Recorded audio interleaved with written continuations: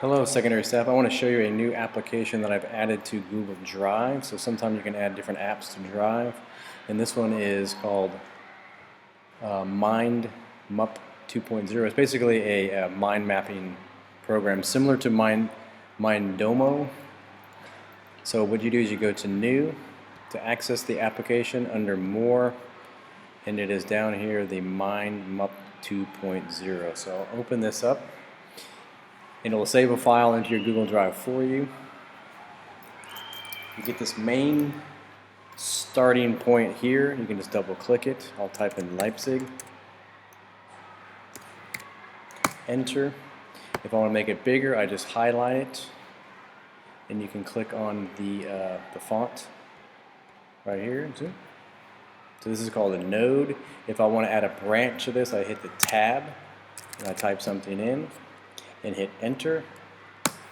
If I hit the arrow bar to the left to go back to the main one, I hit tab again, I get another branch here.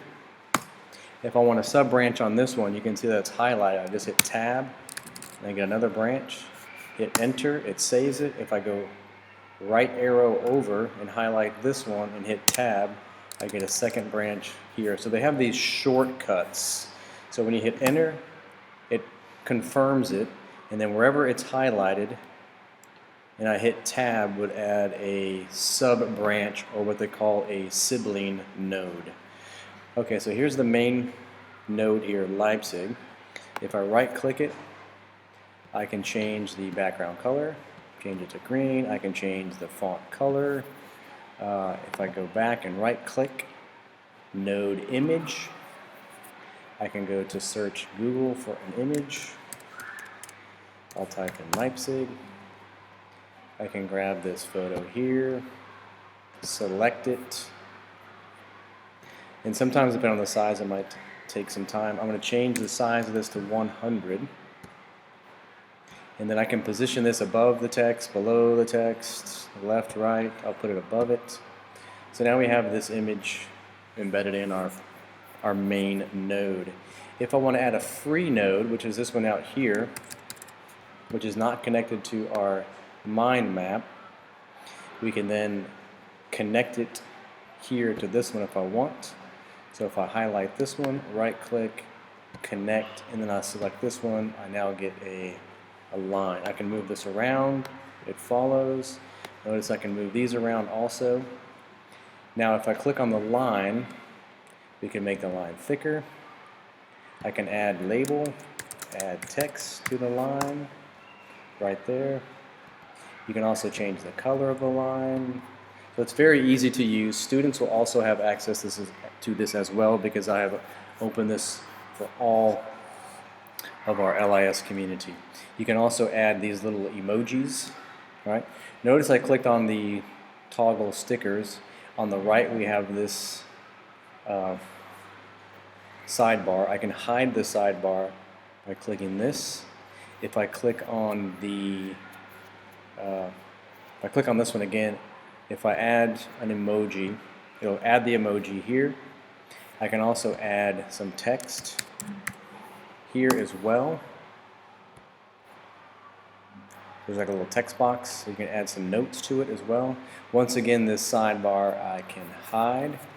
You can also click save, which is a manual way, or you can click turn on autosave. So this autosaves like any other Google app that we use. So I'll turn on autosave. Therefore, every 60 seconds this will auto-save. Once you turn on autosave, you lose the ability to manually save. So you can turn this back off again shortly. There is an option to change the map theme. So I can do straight lines. Oh, we're on straight lines. Whoops. I can change it to standard. I can change it to it's very sensitive to this standard drop down. You can move it around. So once again, you can change the color of these. You can change the font. Most of the functions are by right clicking. You can add these different nodes, you can attach files. So this can be a student project if they want to add, if you require them to add documents to their images or to their nodes or to their map. When you're finished, this is printable, so you can export it as a PDF. Now, I have reached the maximum on my account, so I'm looking at purchasing this for the whole school. It is, I think, 80 euros for everybody, students and all teachers, to have kind of the full version of this. So if you are interested in this, please let me know. That way I can process this order. So here you can see, once after 60 seconds, I can turn this off again so that I can manually save if you want to. So this is MindMup 2.0. Let me know what you think. So here's one that I'm working on for Google stuff, and you can see this one's a bit more complicated. If I zoom out, so I have this Google in the center here, and any of these that I move around, it just kind of follows it and it adjusts automatically to the new position. Okay, let me know what you think, and I'll keep you posted.